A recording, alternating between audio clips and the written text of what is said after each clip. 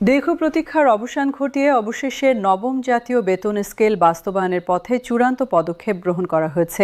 আজ সন্ধ্যা 7টায় পে কমিশনের চেয়ারম্যান এবং কমিশনের সদস্যবৃন্দ রাষ্ট্রীয় অতিথি ভবন যমুনায় প্রধান উপদেষ্টার সাথে সাক্ষাৎ করেন এবং তার হাতে চূড়ান্ত প্রতিবেদন ও সুপারিশমালা অর্পণ করেন। এই ঐতিহাসিক মুহূর্তটি বাংলাদেশের সরকারি প্রশাসনের ইতিহাসে একটি গুরুত্বপূর্ণ মাইলফলক হিসেবে বিবেচিত হবে।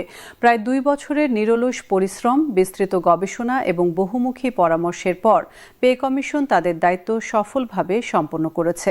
প্রধান উপদেষ্টার সাথে এই বৈঠক প্রায় 50 মিনিট স্থায়ী হয়। এই সময় পে কমিশনের চেয়ারম্যান প্রস্তাবিত বেতন কাঠামোর মূল বৈশিষ্ট্য, যৌক্তিকতা এবং বাস্তবায়ন পদ্ধতি সম্পর্কে বিস্তারিত ব্রিফিং প্রদান করেন। বৈঠক শেষে প্রধান উপদেষ্টা সংবাদ মাধ্যমকে জানান যে পে কমিশন একটি অত্যন্ত সুচিন্তিত এবং বাস্তবসম্মত প্রস্তাব উপস্থাপন করেছে। তিনি আরও বলেন যে সরকার এই প্রস্তাবগুলো গভীর মনোযোগ সহকারে পর্যালোচনা করবে এবং যথাসম্ভব দ্রুততার সাথে চূড়ান্ত সিদ্ধান্ত গ্রহণ করবে। প্রধান উপদেষ্টা তার সংক্ষিপ্ত বক্তব্যে উল্লেখ করেন যে সরকারি কর্মচারী এবং পেনশনভোগীদের দীর্ঘদিনের প্রত্যাশা পূরণ করা সরকারের অন্যতম অগ্রাধিকার। তিনি বলেন যে বর্তমান মূল্যস্ফীতি এবং জীবনযাত্রার ব্যয় বৃদ্ধির প্রেক্ষাপটে সরকারি কর্মচারীদের বেতন সংশোধন অত্যন্ত জরুরি একটি বিষয়। একই সাথে যারা দীর্ঘ সময় রাষ্ট্রের সেবা করে এখন অবসরে আছেন, তাদের সম্মানজনক জীবনযাপন নিশ্চিত করাও সরকারের নৈতিক দায়িত্ব। পে কমিশনের সূত্র অনুযায়ী এবারে প্রস্তাবিত বেতন কাঠামোতে বেশ কিছু অভিনব এবং যুগোপযোগী বৈশিষ্ট্য সংযোজন করা হয়েছে। প্রথমত, এই কাঠামোতে পেনশনভোগীদের জন্য বিশেষ গুরুত্ব প্রদান করা হয়েছে, যা পূর্ববর্তী কোনো পে স্কেলে এভাবে দেখা যায়নি। দ্বিতীয়ত, আয় বৈষম্য হ্রাস করার জন্য একটি বৈজ্ঞানিক পদ্ধতি অনুসরণ করা হয়েছে, যেখানে নিম্ন আয়ের কর্মচারী এবং পেনশনভোগীরা তুলনামূলকভাবে অধিক হারে বৃদ্ধি পাবেন। তৃতীয়ত, চিকিৎসা ভাতা এবং অন্যান্য সুবিধাদি বাস্তবসম্মত পর্যায়ে উন্নীত করার প্রস্তাব করা হয়েছে। কমিশনের প্রস্তাব অনুযায়ী নিম্ন আয়ের পেনশনভোগীরা অর্থাৎ যারা মাসিক 20,000 টাকার কম পেনশন পান তারা শতভাগ বৃদ্ধি পাবেন। এর অর্থ হলো যিনি বর্তমানে 8,000 টাকা পেনশন পান তিনি 16,000 টাকা পাবেন, যিনি 15,000 টাকা পান তিনি পাবেন 30,000 টাকা। এই পরিবর্তন নিম্ন আয়ের পেনশনভোগীদের জীবনে এক বিরাট প্রভাব ফেলবে, কারণ বর্তমানে তাদের অনেকেই মৌলিক চাহিদা পূরণে হিমশিম খাচ্ছেন। খাদ্য, বাসস্থান, চিকিৎসা এবং অন্যান্য প্রয়োজনীয় ব্যয় নির্বাহ করা তাদের জন্য দিন দিন কঠিন হয়ে উঠছে। মধ্যম আয়ের পেনশনভোগীরা অর্থাৎ যারা 20,000 থেকে 40,000 টাকা পেনশন পান তারা 75% বৃদ্ধি পাবেন। এই শ্রেণীর পেনশনভোগীদের অবস্থা তুলনামূলকভাবে ভালো হলেও বর্তমান মূল্যস্ফীতির কারণে তারাও চাপের মধ্যে রয়েছেন। 75% বৃদ্ধি তাদের জীবনযাত্রার মান রক্ষায় এবং সন্তানদের শিক্ষা ও পরিবারের চিকিৎসা ব্যয় নির্বাহে সহায়ক হবে। উদাহরণস্বরূপ, যিনি 25,000 টাকা পেনশন পান তিনি অতিরিক্ত 18,750 টাকা পাবেন এবং তার মোট পেনশন হবে 43,750 টাকা। উচ্চ আয়ের পেনশনভোগীরা অর্থাৎ যারা 40,000 টাকার অধিক পেনশন পান তারা 55% বৃদ্ধি পাবেন। এই হার যদিও তুলনামূলকভাবে কম, তবে এর মাধ্যমে কমিশন পেনশনভোগীদের মধ্যে বিদ্যমান আর্থিক ব্যবধান হ্রাস করার চেষ্টা করেছে। একজন যিনি 60,000 টাকা পেনশন পান তিনি অতিরিক্ত 33,000 টাকা পাবেন এবং তার মোট পেনশন হবে 93,000 টাকা। এই পদ্ধতি অনুসরণের মূল উদ্দেশ্য হল যাদের প্রয়োজন বেশি তাদের অধিক সহায়তা প্রদান করা। চিকিৎসা ভাতা বৃদ্ধি প্রস্তাবটি বিশেষভাবে উল্লেখযোগ্য। 75 বছর বা তদূর্ধ্ব বয়সী পেনশনভোগীদের জন্য মাসিক 10,000 টাকা চিকিৎসা ভাতা নির্ধারণের সুপারিশ করা হয়েছে। এই বয়সে মানুষের স্বাস্থ্য জটিলতা বৃদ্ধি পায় এবং নিয়মিত চিকিৎসা সেবা ও ওষুধের প্রয়োজন হয়।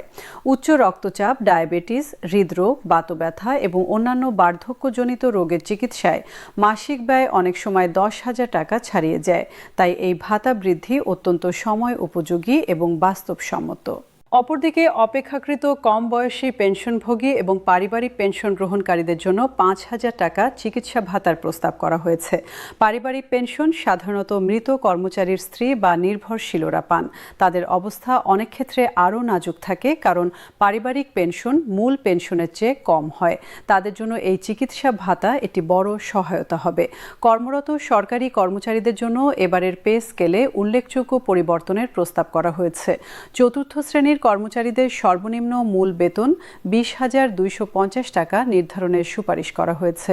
বর্তমানে এই বেতন 8,550 টাকা, অর্থাৎ প্রায় 140% বৃদ্ধি পাবে। এর সাথে বাসা ভাড়া ভাতা, যা মূল বেতনের 60% হওয়ার সম্ভাবনা রয়েছে, চিকিৎসা ভাতা, যাতায়াত ভাতা এবং মহার্ঘ ভাতা যুক্ত হলে একজন নতুন নিয়োগপ্রাপ্ত কর্মচারীর মোট বেতন প্রায় 40,000 টাকার কাছাকাছি হবে। মধ্যম পর্যায়ের কর্মচারীদের ক্ষেত্রে উল্লেখযোগ্য বৃদ্ধি প্রস্তাব করা হয়েছে। 10ম গ্রেডের একজন কর্মচারীর মূল বেতন বর্তমানে 16,000 টাকা থেকে বৃদ্ধি পেয়ে আনুমানিক 26 থেকে 28,000 টাকা হতে পারে। 5ম গ্রেডের একজন কর্মকর্তার মূল বেতন বর্তমানের 29,000 টাকা থেকে বৃদ্ধি পেয়ে প্রায় 45 থেকে 50,000 টাকা হতে পারে। উচ্চ পর্যায়ের কর্মকর্তাদের ক্ষেত্রে বৃদ্ধির হার কিছুটা কম হলেও টাকার অঙ্কে তা যথেষ্ট। পে কমিশনের প্রস্তাবে গ্রেড সংখ্যা হ্রাস করার একটি সুপারিশ রয়েছে।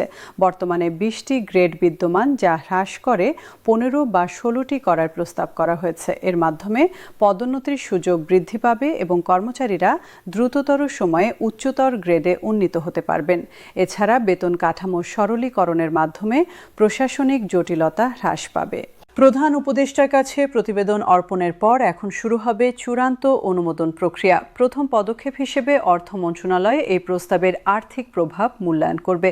তারা হিসাব করবে যে এই বেতন কাঠামো বাস্তবায়নে সরকারের বার্ষিক কত অতিরিক্ত ব্যয় হবে এবং সেই অর্থ কোন উৎস থেকে সংগ্রহ করা যাবে। প্রাথমিক হিসাব অনুযায়ী এই পে স্কেল বাস্তবায়নে সরকারের বার্ষিক প্রায় 30 থেকে 45,000 কোটি টাকা অতিরিক্ত ব্যয় হতে পারে। এই বিশাল অঙ্কের অর্থ সংস্থানের জন্য সরকার বিভিন্ন উৎস বিবেচনা করছে। প্রথমত, রাজস্ব আদায় বৃদ্ধির মাধ্যমে অতিরিক্ত আয় সৃষ্টি করা। দ্বিতীয়ত, অপ্রয়োজনীয় সরকারি ব্যয় হ্রাস করা। তৃতীয়ত, দুর্নীতি নিয়ন্ত্রণের মাধ্যমে অর্থের অপচয় রোধ করা। চতুর্থত, অর্থনৈতিক প্রবৃদ্ধি ত্বরান্বিত করার মাধ্যমে সরকারের আয় বৃদ্ধি করা। সরকার আশাবাদী যে এই সকল পদক্ষেপের সমন্বয়ে প্রয়োজনীয় অর্থ সংস্থান সম্ভব হবে। অর্থ মন্ত্রণালয়ের মূল্যায়নের পর প্রস্তাবটি মন্ত্রিসভায় উপস্থাপিত হবে। মন্ত্রিসভা বিস্তারিত আলোচনা ও পর্যালোচনার পর এতে অনুমোদন প্রদান করবে। এরপর প্রয়োজনীয় সংশোধনী সহকারে চূড়ান্ত খসড়া প্রস্তুত করা হবে। তারপর সেটি গেজেট আকারে প্রকাশিত হবে। গেজেট প্রকাশের সাথে সাথে নতুন বেতন কাঠামো আনুষ্ঠানিকভাবে কার্যকর হবে। সরকারের সূত্র জানিয়েছে যে প্রক্রিয়াটির দ্রুততার সাথে সম্পন্ন করার চেষ্টা করা হবে। তবে এত বড় একটি পরিবর্তন বাস্তবায়নে বিভিন্ন প্রশাসনিক এবং আইনগত পদক্ষেপ সম্পন্ন করতে হবে, যা কিছু সময় নেবে।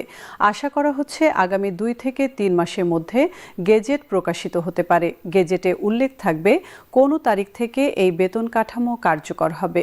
সাধারণত জানুয়ারি বা জুলাই মাসে প্রথম দিন থেকে কার্যকর করা হয়। কর্মচারী এবং পেনশনভোগীরা এই সংবাদে অত্যন্ত আশাবাদী এবং উৎফুল্ল। বিভিন্ন সরকারি অফিসে এবং পেনশনভোগীদের মধ্যে এই নিয়ে ব্যাপক আলোচনা চলছে।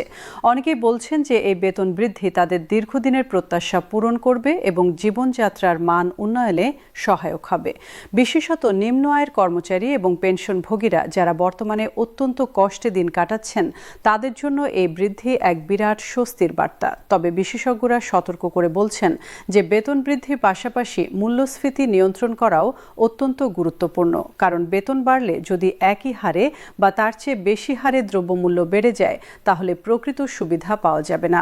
সরকার এই বিষয়ে সচেতন রয়েছে এবং মূল্যস্ফীতি নিয়ন্ত্রণে বিভিন্ন পদক্ষেপ গ্রহণের পরিকল্পনা করছে। আজকের এই ঐতিহাসিক মুহূর্ত শুধুমাত্র একটি প্রশাসনিক পদক্ষেপ নয়, বরং এটি দেশের লক্ষ লক্ষ সরকারি কর্মচারী এবং পেনশনভোগীর জীবনে এক নতুন অধ্যায়ের সূচনা করবে। এই বেতন কাঠামো তাদের অর্থনৈতিক নিরাপত্তা বৃদ্ধি করবে, জীবনযাত্রার মান উন্নত করবে এবং তাদের সেবার প্রতি রাষ্ট্রের কৃতজ্ঞতা প্রকাশ করবে। ধন্যবাদ। One more script.